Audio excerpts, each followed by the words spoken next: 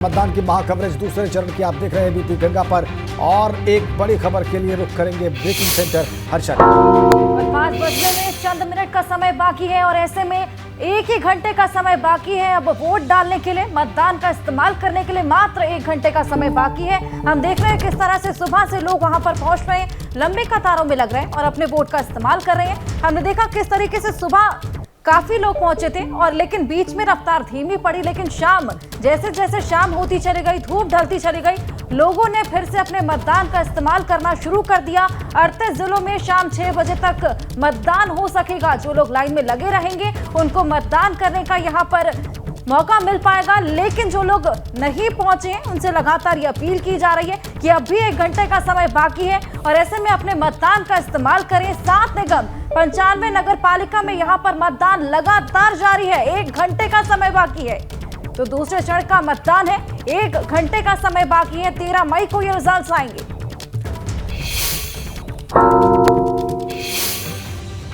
तो 1 घंटे का समय बाकी रह गया है मतदान के लिए और अब तक की जो बड़ी तस्वीरें हमें मिली हैं वो हम आपकी स्क्रीन पर रखने जा रहे हैं। ये रही आपकी स्क्रीन पर तस्वीरें। ये देखिए आप सुब्रत पाठक जो कि कन्नौज से भाजपा के सांसद हैं, वो पहुंचे वोट डालने के लिए। पीडब्ल्यूडी मंत्री जितिन प्रसाद शाहजहांपुर से हैं, वो भी अपने मताधिकार का इस्तेमाल करने पहुंचे। शाहजहांपुर में जो भारतीय जनता पार्टी की मेयर कैंडिडेट है अर्चना वर्मा, उन्होंने भी अपने मताधिकार का इस्तेमाल किया।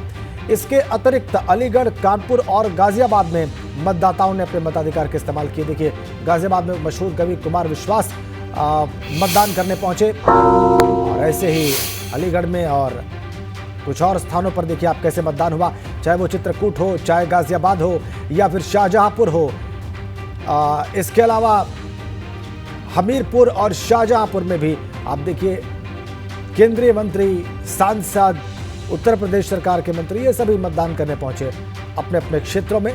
अयोध्या में, अलीगढ़ में, बरेली में, एटा में आप देखिए सांसद, मंत्री सतीश गौतम सांसद हैं अलीगढ़ के। ऐसे ही बरेली से सांसद संतोष गंगवार जो कि पूर्व केंद्रीय मंत्री भी हैं, वो भी मतदान करने पहुंचे थे और उस वक्त की तस्वीरें हम आपको दिखा रहे हैं। अयोध्या में आप देखिए विनय कटियार, वो भी मतदान करने पहुंचे थे और उस वक्त की तस्वीरें आपने देखी। इसी बीच में एक बड़ी अपडेट है, ब्रेकिंग सेंटर चलते हैं हर्षा के पास। और बिल्कुल इसी बीच बड़ी खबर महाराजगंज से है, जहां नगर पंचायत में मतदान के दौरान झड़प देखने को मिली है। सपा और भाजपा कार्यकर्ताओं के बीच झड़प देखने को मिली और इस तरीके से झड़प की खबरें लगातार सामने आ रही हैं। झड़प के बाद एसपी ग्रामीण मौके पर पहुंचे हैं। आजमगढ़ से ये खबर है, मतदान के बीच यहां पर झड़प देखने को मिली है। महाराजगंज नगर पंचायत में मतदान के दौरान ये झड़प की तस्वीरें सामने आई है। सपा और भाजपा के कार्यकर्ता थे जो कि आपस में भिड़ गए, दोनों के बीच झड़प हो गई। तो देखिए किस तरीके से निकाय चुनाव के मतदान के दिन इस तरह झड़प की खबरें सामने आ रही हैं और मतदान के दौरान यहां पर सपा और भाजपा के कार्यकर्ताओं में झड़प देखने को मिली है। पुलिस फोर्स भी मौके पर पहुंची हुई है और मामले को शांत कराने की कोशिश यहां पर लगातार जारी है। देखिए तस्वीरें दिखा रहे हैं किस तरीके से ये झड़प हुई थी और पुलिस फोर्स यहां पर इस पूरे मामले को शांत कराने की कोशिश लगातार कर रही है। हमारे संवाददाता आजमगढ़ से नवीन पांडे हमारे साथ जुड़े हुए हैं, वो इस झड़प के बारे में और विस्तार से बताएंगे। नवीन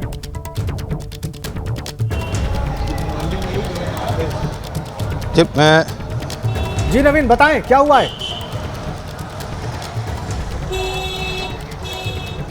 ये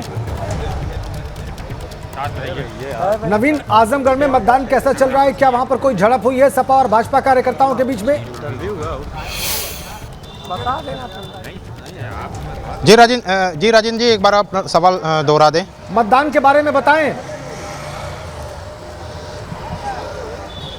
जी मतदान चूंकि अभी आजमगढ़ में शांतिपूर्ण चल रहा है, हल्की फुल्की जरूर झड़प देखने को मिली थी। समाजवादी पार्टी और बीजेपी के जो पार्षद पद के प्रत्याशी थे उनमें भी झड़प देखने को मिली थी और झड़प के बाद पुलिस ने उन्हें खदेड़ने का काम किया था और खदेड़ के इस पूरे झड़प को शांत कराने का काम किया था। हल्का बल प्रयोग भी पुलिस के द्वारा किया गया था, लेकिन फिलहाल दोपहर की ये घटना है और फिलहाल अब मामला पूरी तरह से शांत है। इसके साथ साथ आजमगढ़ में फर्जी वोटर 12 की संख्या में पकड़े गए हैं, जिसको पुलिस ने हिरासत में लेकर उनसे पूछताछ की जा रही है पुलिस द्वारा। तो फिलहाल वोटिंग आजमगढ़ में जारी है और हमारे साथ आजमगढ़ की जनता मौजूद है। बड़े पैमाने पर आप देख सकते हैं आजमगढ़ की जनता मौजूद है। किस मुद्दे पर आप लोगों ने वोटिंग की है? क्या हम लोगों ने नगर के विकास के लिए मुद्दे पर वोटिंग की है, जो हमारे लिए बेहतर काम करे, नगर में विकास करे, उसके लिए हमने वोटिंग की है। अब कौन से मुद्दे पर वोटिंग किए हैं, क्या मुद्दा रहा? यही कि हमारा नगर साफ सफाई रहे, नाली वाली साफ रहे, पानी की व्यवस्था रहे, लाइट की व्यवस्था रहे, और ये जो बंदर का प्रकोप है, सांड का प्रकोप है, और इन सब चीज़ों से हम लोग को निजात मिले, इन्हीं मुद्दों पे हमने वोट किया है। साफ सफाई के मुद्दे पर वोटिंग हुई है, आपका क्या मुद्दा रहा, कौन से मुद्दे पर आपने वोट किया है? हमारा सबसे बड़ा मुद्दा है एजुकेशन के लिए यहाँ जैसे यूनिवर्सिटी जो बनाई है जा रही है, अभी उसका भी काम रुका हुआ है, तो हम ये भी निवेदन करते हैं सरकार से कम उस काम को पूरा किया जाए। और दूसरी चीज़ ये है कि शहर में साफ़ सफाई को लेकर भी बहुत बड़ा मसला रहता है, हर जगह नालियों को ढेर लगा रहता है, और ख़ास तौर से आजमगढ़ में बाढ़ जब बारिश होती है तो उस वक्त आजमगढ़ का 75% एरिया जो होता है वो पानी से डूबा होता है। ये सबसे बड़ी समस्या आजमगढ़ की है, शहर के लोगों की। इन सब मुद्दों पर आपने वोटिंग की है? जी बिल्कुल। आपने कौन से मुद्दे पर वोटिंग की है, कौन सा मुद्दा रहा? सबसे बड़ा मुद्दा तो यही है, नाली की साफ सफाई। रोड कर लेकर जो हमारे सीएम साहब ने कहा था कि गड्ढा मुक्त होगा, मगर कितनी सड़कें हैं जो गली है जो बहुत सी गड़बड़ है, जिसमें बहुत सारे गड्ढे हैं।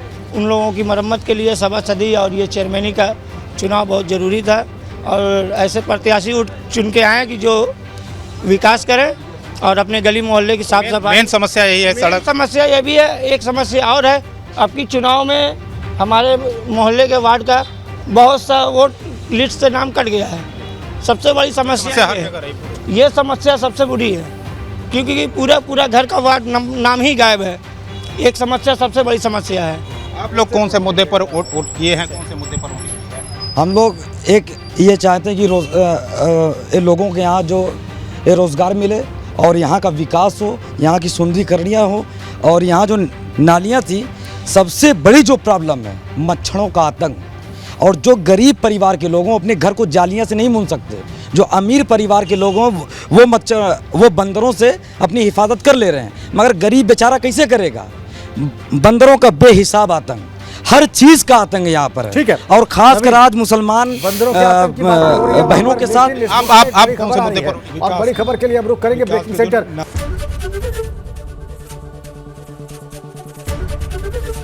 एबीपी गंगा, खबर आपकी, जुबान आपकी।